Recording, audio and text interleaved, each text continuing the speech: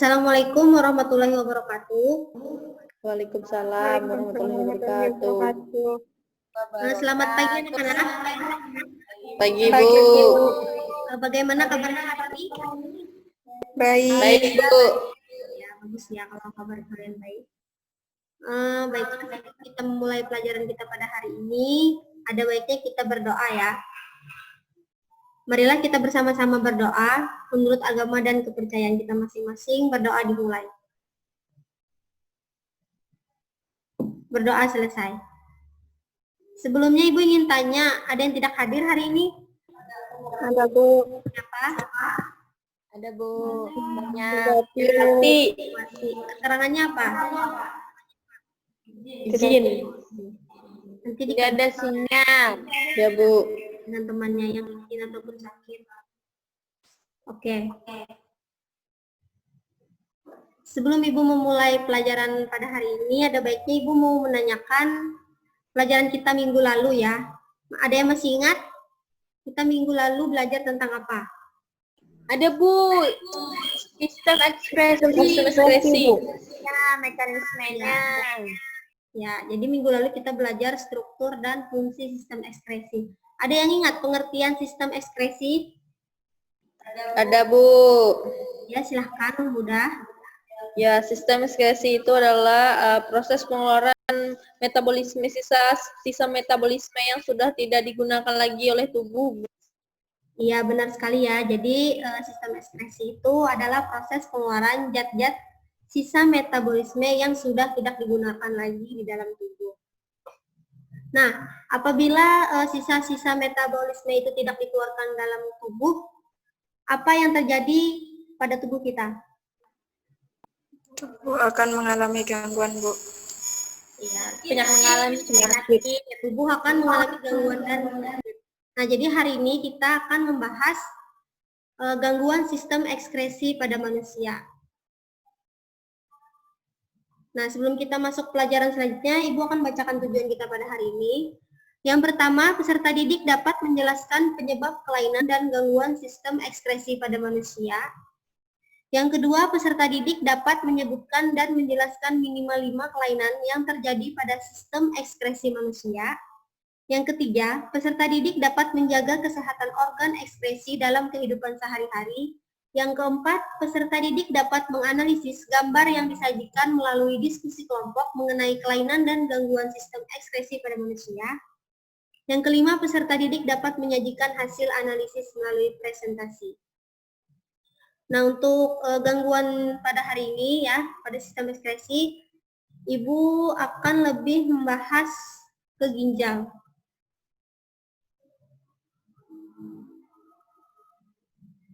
Ya, yang pertama gangguan pada sistem ekskresi dan upaya menjaganya.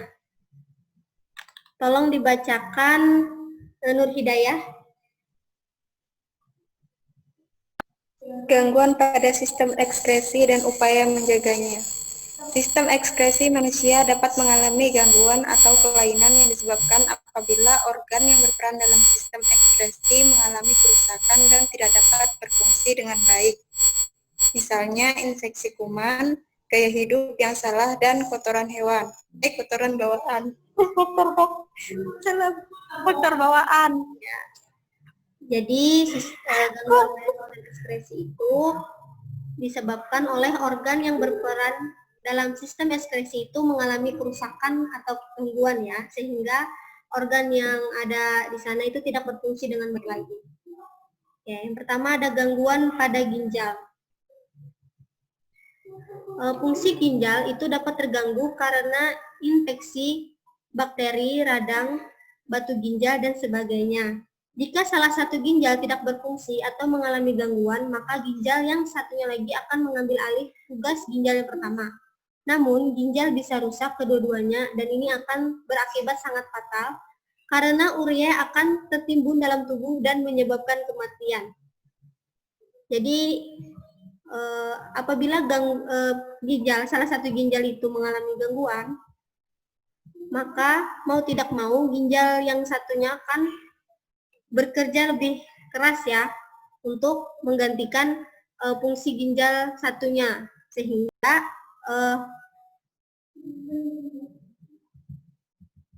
sehingga fungsi ginjal pada umumnya itu tidak berjalan dengan baik.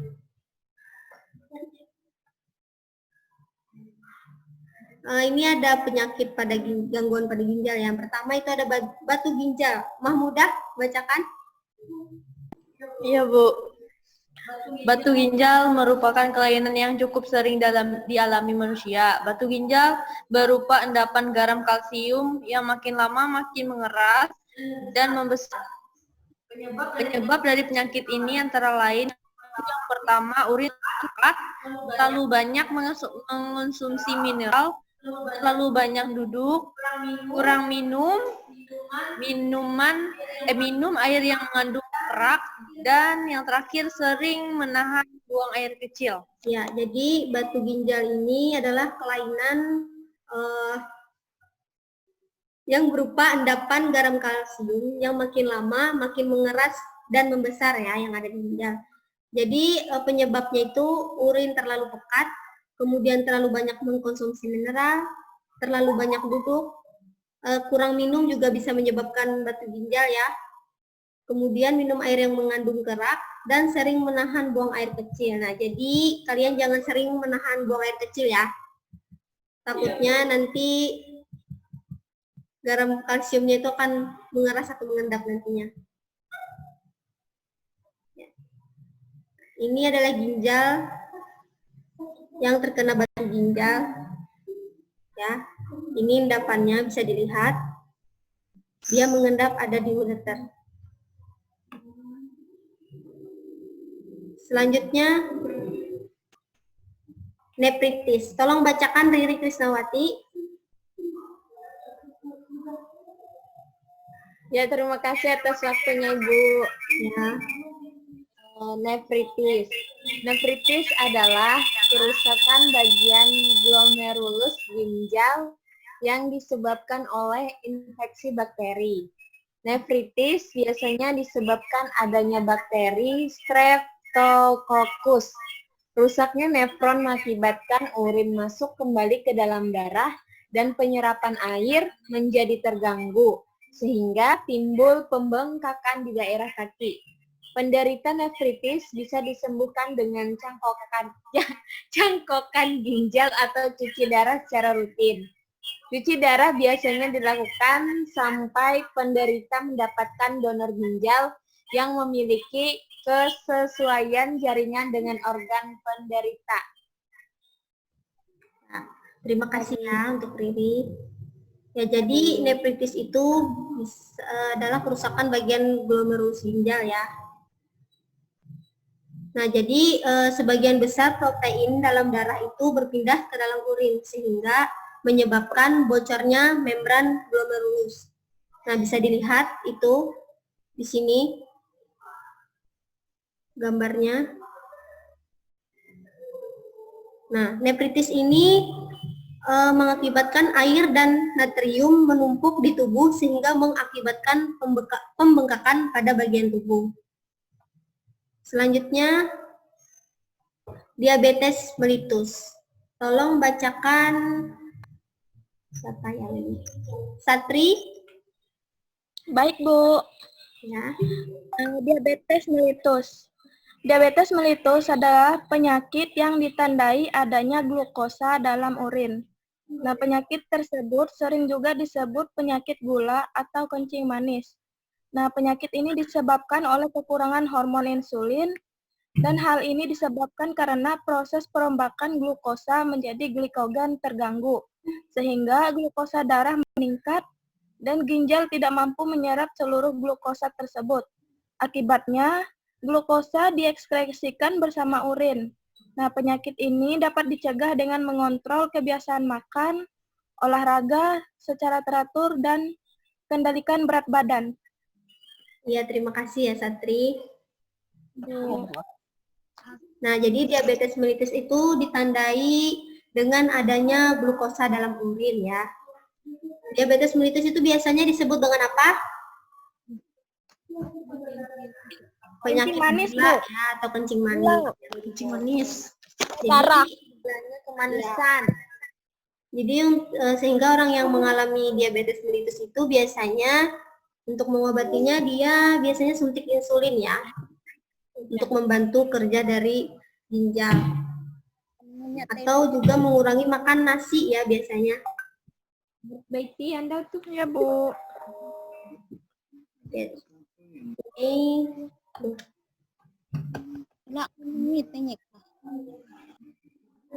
ceket. Bisa kan yang artinya salah satu karena hapus. Mel, unmute Mel.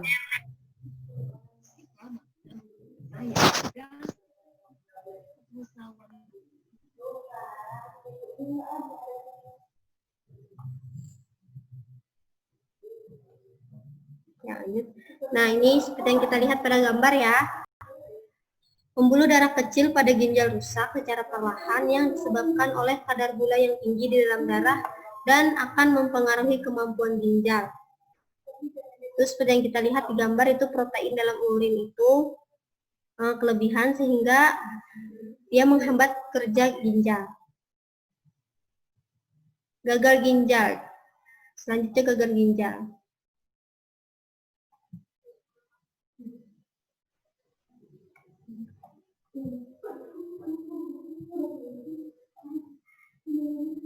Bacakan Nur Hidayah.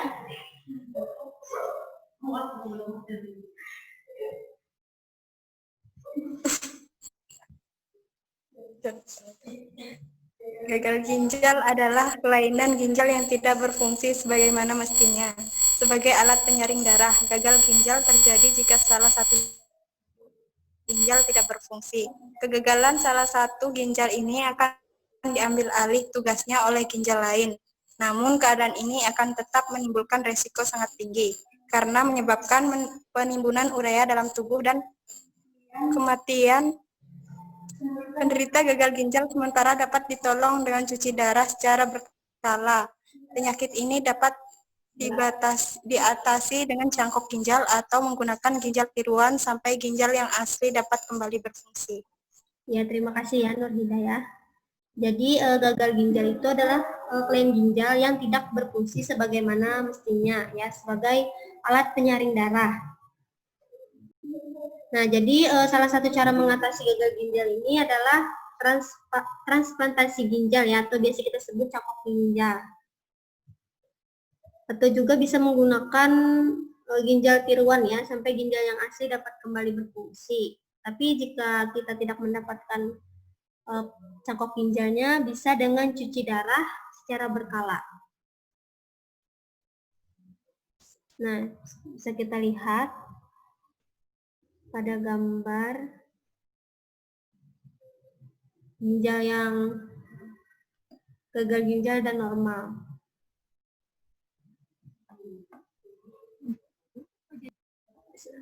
Selanjutnya albuminuria. Silahkan Memuda bacakan. Iya, Bu.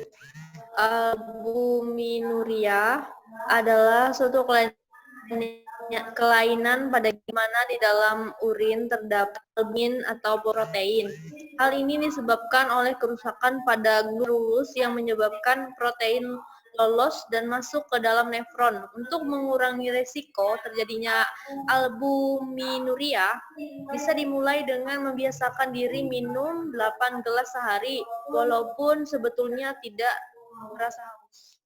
Ya, terima kasih ya Memuda. Jadi albuminuria itu adalah suatu kelainan pada ginjal di mana di dalam urin itu terdapat albumin atau protein ya. Jadi dia itu mengalami kerusakan pada glomerulus sehingga protein itu masuk ke dalam nefron. Nah, jadi untuk mengurangi bukan mengurangi ya. Untuk menghindari resiko dari terjadinya albuminuria itu kita dianjurkan untuk minum air putih 8 gelas sehari ya. Lebih juga baik. Nah, ini bisa kita lihat penyakit ginjal albuminuria. Selanjutnya hidronefrosis. Silahkan Riri Krisnawati.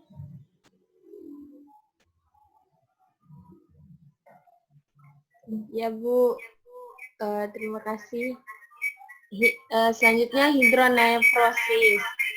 Hidronefrosis adalah membesarnya salah satu ginjal karena urin tidak dapat mengalir keluar. Hal itu akibat penyempitan aliran ginjal atau tersumbat oleh batu ginjal. Iya, terima kasih ya Riri. Jadi hidronefrosis itu adalah membesarnya salah satu ginjal karena urin tidak dapat mengalir keluar. Karena disebabkan penyempitan aliran ginjal atau tersumbat oleh batu ginjal. Nah, jadi hidronefrosis ini diakibatkan karena batu ginjal ya.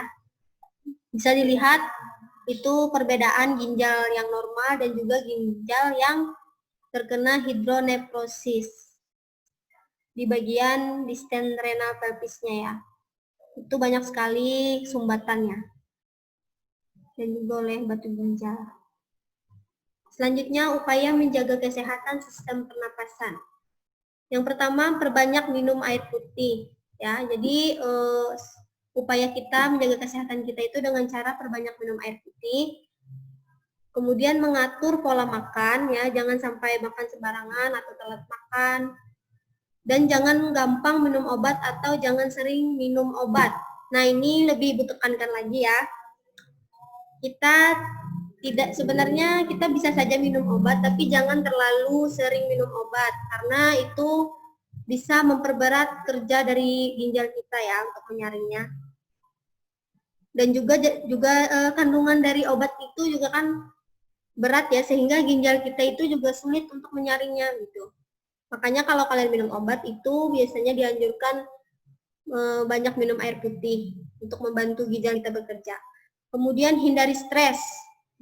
Nah, ini juga jangan stres ya, karena tugas juga jangan stres. Nanti ginjal kita akan mengalami dampak yang merugikan bagi kita sendiri. Kemudian jangan merokok. Nah, di sini Ibu ada lembar kerja siswa. Bisa kalian baca ya untuk informasinya. Ibu minta Satri untuk baca informasinya. Baik, Bu. Ya.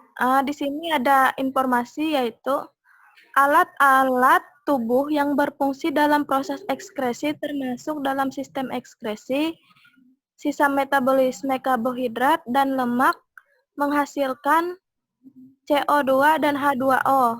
Sisa metabolisme protein berupa amonia, NH3, urea, dan asam urat. Contoh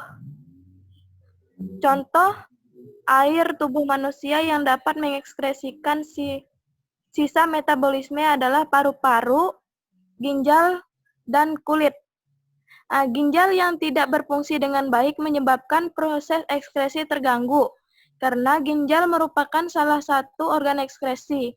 Ginjal pada manusia dapat mengalami gangguan dan kelainan karena serangan bakteri, tumor, abnormalitas, dan kelainan dan gangguan fungsi ginjal. Antara lain ada yang pertama yaitu nefritis, yaitu kerusakan pada bagian glomerulus ginjal akibat alergi racun kuman disebabkan oleh bakteri Streptococcus. Kemudian yang kedua, batu ginjal, yaitu batu ginjal terbentuk karena pengendapan garam kalsium di dalam rongga ginjal. Nah, saluran ginjal atau kantong kemih. Batu ginjal adalah kalsium oksalat, asam urat, dan kristal kalsium fosfat. Nah, yang ketiga ada glikosuria, yaitu ditemukannya glukosa pada urin.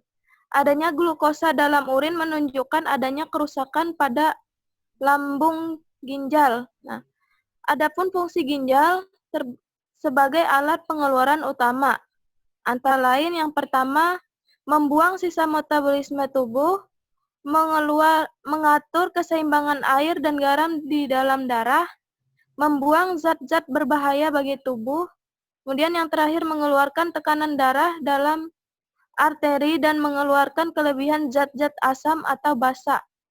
Nah, alternatif pengobatan bagi penderita gagal ginjal kronis dengan pencakokan ginjal baru. Secara teoritis, operasi cangkok ginjal cukup sederhana. Ginjal yang rusak diangkat terlebih dahulu, kemudian ginjal donor ditempatkan di dalam rongga perut bagian bawah arteri dan vena.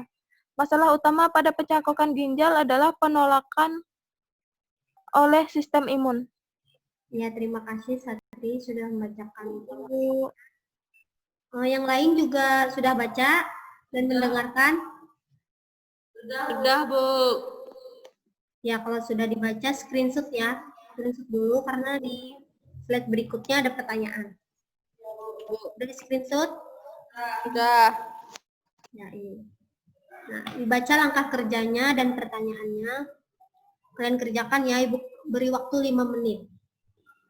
Siap, Bu.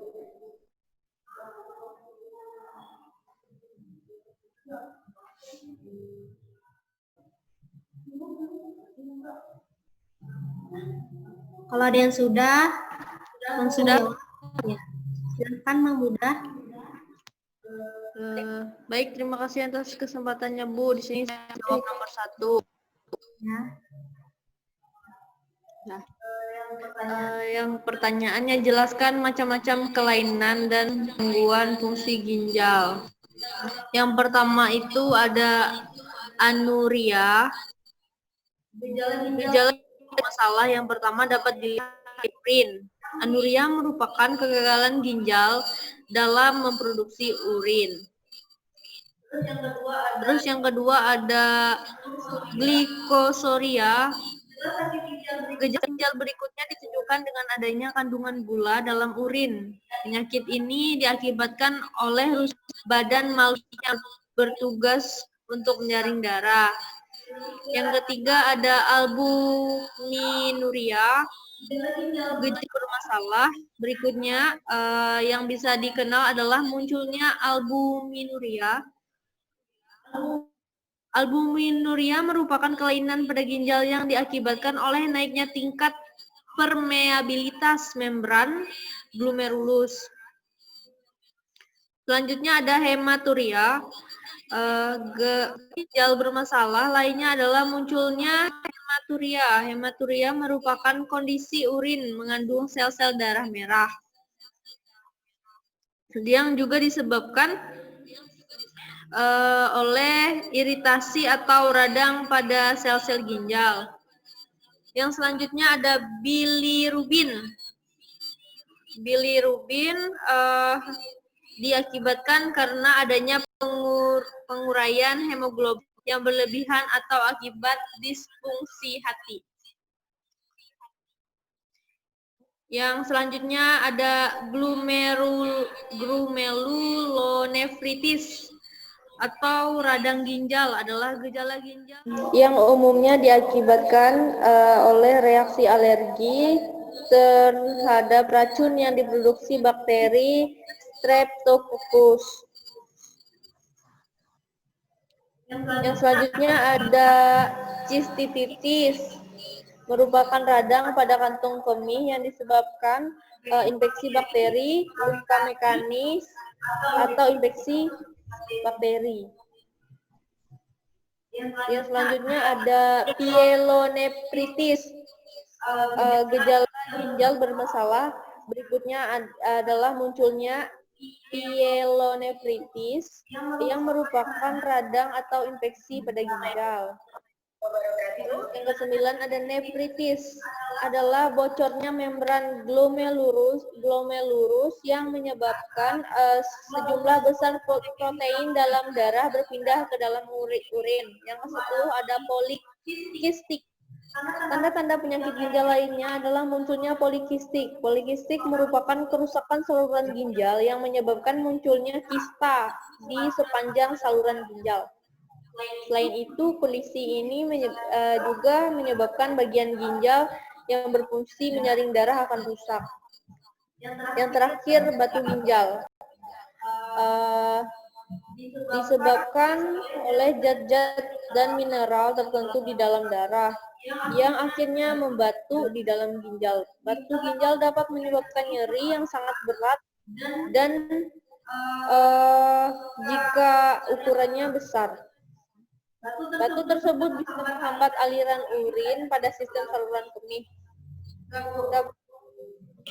Ya, terima kasih ya untuk Mahmudah sudah membacakan jawaban nomor 1. Tepuk tangan dulu untuk Mahmudah.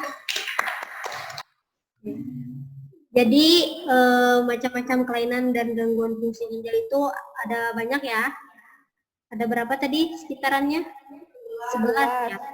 Mulai dari anuria ya, glikosuria, albuminuria, hematuria, bilirubin, glomerulonefritis, cystitis, plelonefritis, kemudian nefritis, polipistik, dan yang terakhir apa tadi? Batu ginjal. Iya, batu ginjal ya. Ya, untuk nomor 2 siapa ada yang menjawabnya? Apa soalnya? Saya, Bu. Ya, silahkan Satri. Ya, nomor 2.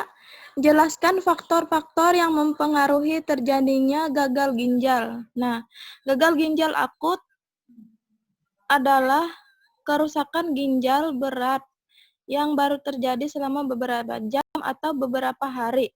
Ada beberapa kondisi yang dapat menyebabkan gagal ginjal akut, yaitu antara lain yang pertama, berkurangnya aliran darah pada ginjal, misalnya karena pendarahan dan dehidrasi berat atau shock. Kemudian, cedera parah pada ginjal, luka bakar yang parah, penyakit tertentu seperti glomerulonefritis, infeksi ginjal, penyakit jantung, serangan jantung, gagal hati, batu ginjal, hingga kanker ginjal.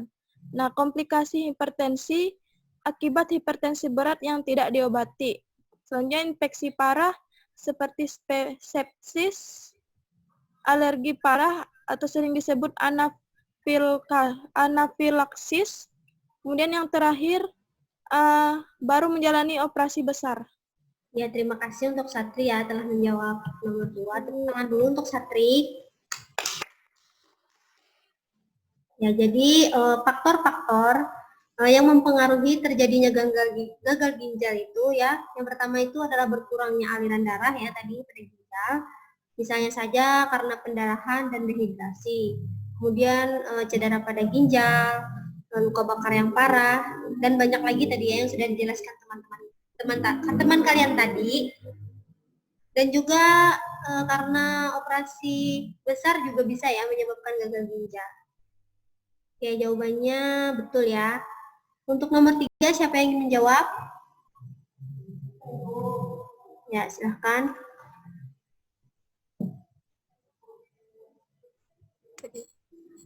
Silahkan Nur Hidayah.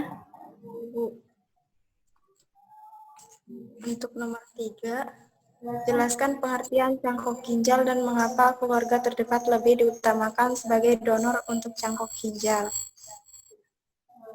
Pengertian cangkok ginjal adalah suatu metode terapi dengan cara-cara memanfaatkan sebuah ginjal sehat yang diperoleh melalui proses pendonoran. Melalui prosedur pembedahan, ginjal sehat dapat berasal dari individu yang masih hidup, atau donor hidup, atau yang baru saja meninggal, donor kadaver. Mengapa keluarga terdekat lebih diutamakan sebagai donor atau cangkok ginjal? Mungkin agar tidak terjadi penolakan gitu. Kan biasanya ada yang tidak cocok. Sudah? Ya. Iya, jawabannya benar ya. Jadi cangkok ginjal itu merupakan metode terapi ya dengan cara memanfaatkan sebuah ginjal sehat, kemudian didonorkan melalui prosedur pembedahan ya. Dan juga mengapa keluarga terdekat itu lebih diutamakan sebagai donor untuk cangkok ginjal ya. Itu tadi benar juga agar tidak terjadi penolakan ya. Kemudian juga golongan darah kan dari keluarga itu hampir sama sehingga itu dapat mengurangi kemungkinan terjadinya rejeksi atau Rejeksi itu seperti penolakan tadi ya, terhadap organ baru. Dan juga kebanyakan hasil dari laboratorium, keberhasilan cangkok ginjal itu memang berasal dari keluarga terdekat. Terima kasih ya untuk Nur Hidayah sudah menjawab. Nah, tepuk tangan dulu untuk Nur Hidayah.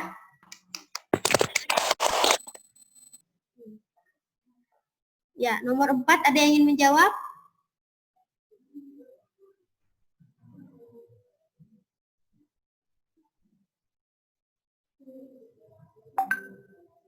Siapa yang ingin menjawab nomor 4? Bagaimana pengaruh cuci darah terhadap penderita gagal ginjal? Pengaruhnya ya. Cuci darah terhadap gagal ginjal. Ya, silahkan. Saya Bu. Muntah, gatal pada kulit, lemas, bisa menyebabkan koma, terus akan pada kaki dan lengan, dan juga salah satu sarafnya ada yang rusak, Bu. Sudah? Stop ya, biar masuk. PPT ku kelihatan lah.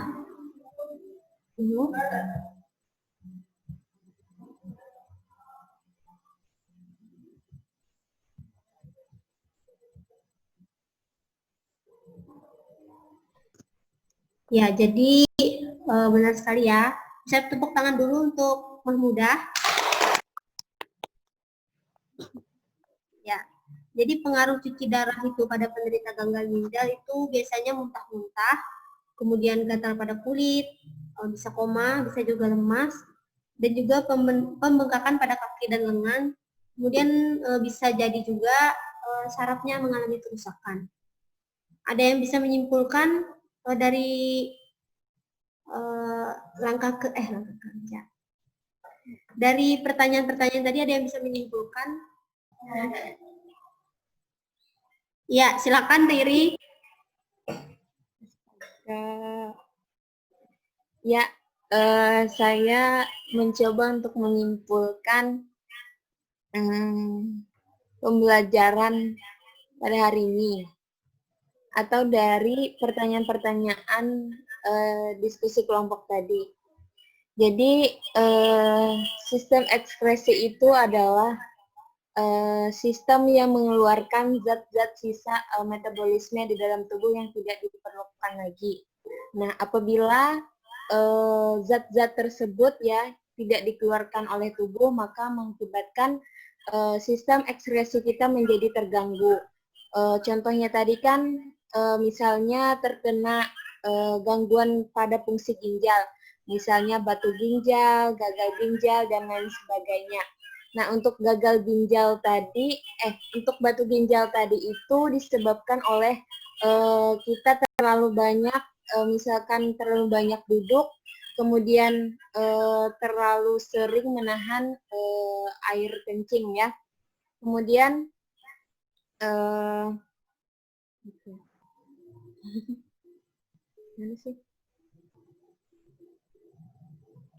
faktor jelaskan faktor, kemudian apa saja faktor yang mempengaruhi terjadinya gagal ginjal. Kebetulan. Faktornya itu yang pertama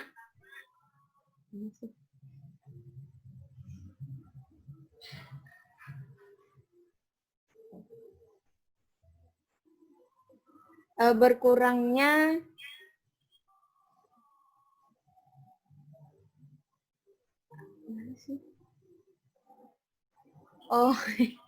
penyebab gagal ginjal akut itu adalah kerusakan ginjal yang paling berat yang terjadi selama beberapa jam atau beberapa hari. Nah, ada mungkin beberapa kondisi yang dapat menyebabkan gagal ginjal akut. Misalnya itu berkurangnya aliran darah pada ginjal kita, misalnya karena perdarahan dan dehidrasi berat atau saat kita shock. Kemudian cedera parah pada ginjal itu juga bisa menyebabkan gagal ginjal ya, misalnya faktor kecelakaan dan sebagainya. Kemudian luka bakar yang parah, kemudian komplikasi hipertensi dan sebagainya. Itu Bu. Ya, baik. Terima kasih ya untuk Riri telah membacakan kesimpulan kita hari ini. Tepuk tangan dulu untuk Riri.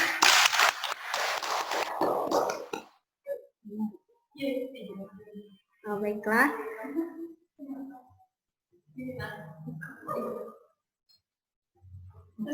Sebentar. Sepertinya cekek lagi.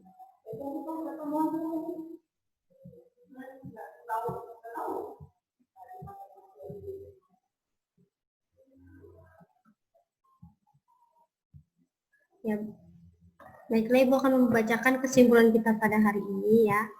Jadi, sistem ekskresi itu adalah sistem pembuangan zat-zat sisa pada makhluk hidup seperti karbon dioksida, urea, racun, dan lainnya.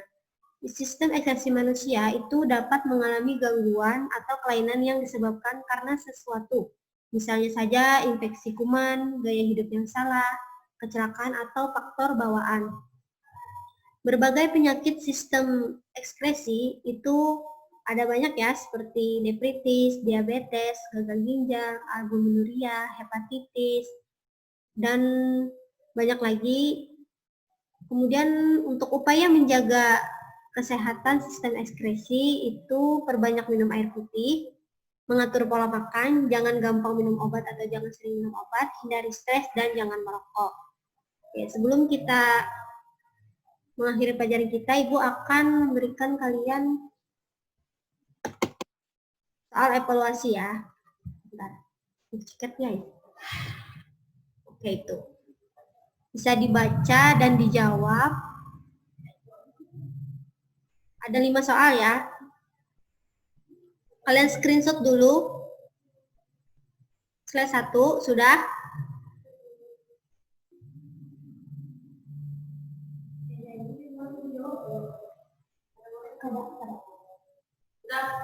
Sudah Bu. Sudah. Ini lagi nomor 4 dan 5.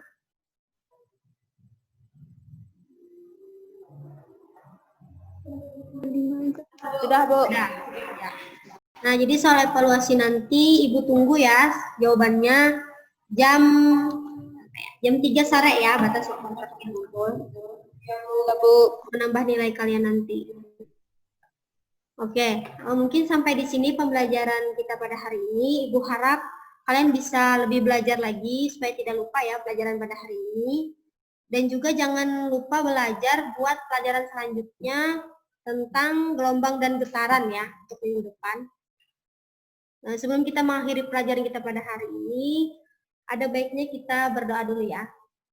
Ada yang mau pimpin doa kita?